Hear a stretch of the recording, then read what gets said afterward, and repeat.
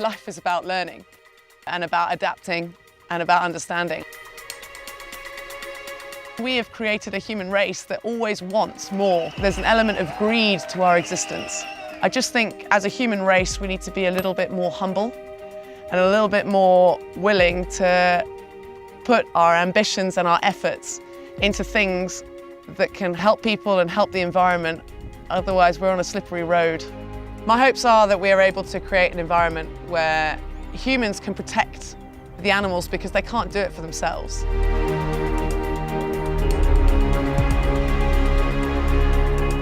My name's Crista Cullen. I'm a GB hockey international gold medalist. Now, chance for Cullen. Cullen has scored. Crista Cullen brings Great Britain level. I'm actually a British national and a Kenyan, having been brought up here in Kenya most of my life, and actually here in Galana for a huge majority of it as well. I feel I have a responsibility off the back of that to make people realise that you can have a passion and have a dream and things can work. And if you really work hard at trying to achieve that, it is possible. The Galana Wildlife Conservancy was set up in 2008, adjacent to the Tsavo East National Park. It's been in my family for 3 generations. My grandfather was a game ranger based in this area. Before the Watha community were the elephant hunters. They were nomadic elephant hunters that patrolled and created surveillance in the area. And then with the national park creation, they were then, of course, made derelict through their traditions. This river starts all the way up in the mountains of Kenya and it comes all the way down till it breaks into the sea at the Kabaki River.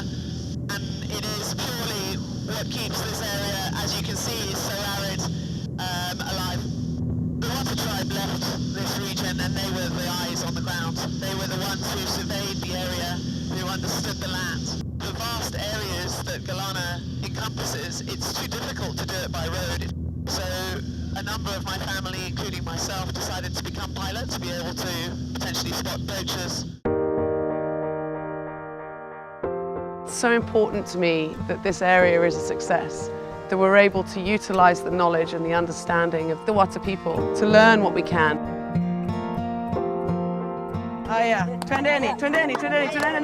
You know, back in 1945, there was the national park created in Tsavo East, and at that point, the Watha community were ousted and were moved out of the national park and live the other side of the boundary of the conservancy.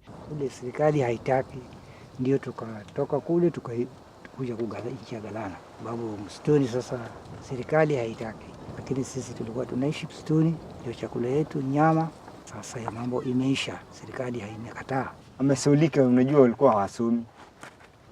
Wachelewa kusoma. It's so humbling to put yourself in and amongst a tribal community such as the Watha. And as you can see by the elders and the passion in their faces as they talk of the years in which they went across these lands, harvesting in a sustainable fashion, it's emotional. It's emotional because they've had to change. They've had to adapt their traditions, their ways of life. They're now farmers, but that isn't their trade. That isn't what they are known for. They're known as hunters, but they've had to adapt the way that they go about their life in order to do some small subsistence farming for existence. You know, the Watha community are now reduced to 1,027 people. Their traditional elements of building arrows and building bows and understanding the environment in which they live to survive, those kind of traditions aren't being passed down the generations. And ultimately, it would be so sad for our whole existence for things like that to disappear. The bow is harvested from a very specific tree, and the arrows themselves are sharpened and looked after by each individual as they walk around. And you won't see a traditional Watha man travelling without his bow and arrow at any time. That in itself is a statement as to how much this item is so powerful to the Watha people. Zaka sema, kufundisha mimi mambo. Mimi nashukuru sana. Fanya mchezo kidogo, lakini hii ni kazi kubwa. Imepita hii. Hii ni kazi kubwa. Na nasema asante sana. Nashukuru. Na Shadi? Yeah. Asante boss. Mambo. Nyama ndovu ni kama shamba yako. Sasa sasa ndio wengi wanajua shamba yake. Akiona mtu anachezea nyama yake. I've learned everything from Shadi. Tracking the animal, understanding where the wind might swirl slightly and the animal might turn to face us. And it's important that those kind of traditional elements from the Watha tribe themselves, in tracking, in understanding, in being at one with that animal, so that then we can pursue it, get nice and close to it, understand it, and hopefully, ultimately, protect it.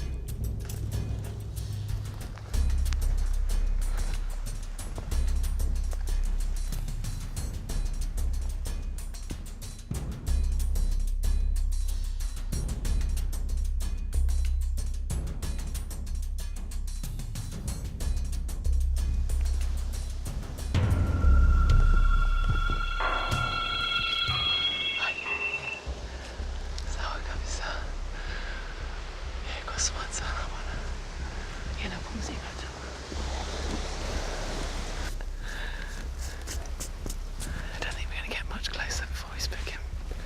God, he's beautiful. Yeah, I'm worried about the wind turning now. Let's just get out. It's nice and slow.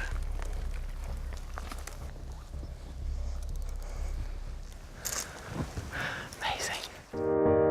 The Watha are the guardians of this land. They understand it, they live it, and they breathe it. We've seen how they follow nomadically the animals through their hunting traditions, those of which have all passed now. And we understand why. The hunting ban here in Kenya, totally legitimate reasons for protecting wildlife, and now we need to utilize those skills to further our education about the animals in this land and where they're going, what they're doing, and why.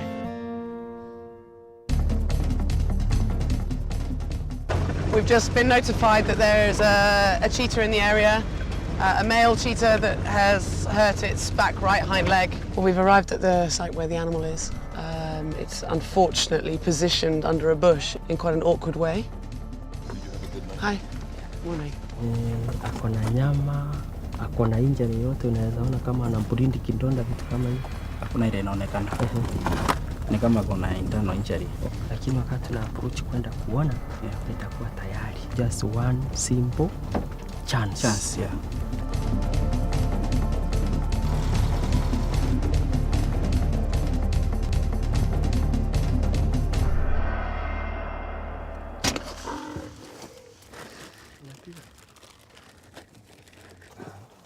Well, we found this beautiful cheetah who has this injury, and we managed to dart him.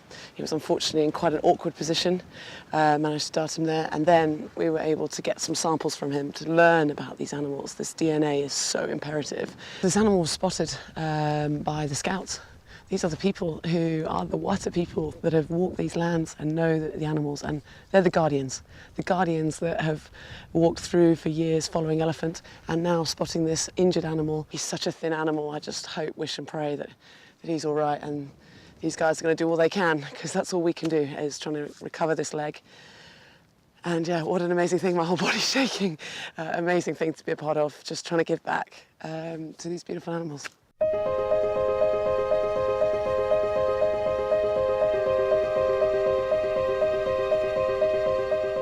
So I've been on an amazing journey here in Galana, understanding the Watha, understanding their traditions, and understanding the reasons why those traditions have had to change. It's not just here in Galana that adaptations of tribal ancestries have had to adapt, had to change in order to cater for human-animal conflict or human ways or changes in sustainability of this planet. This also happens all around the world, and I would just love to have an opportunity to explore that as well.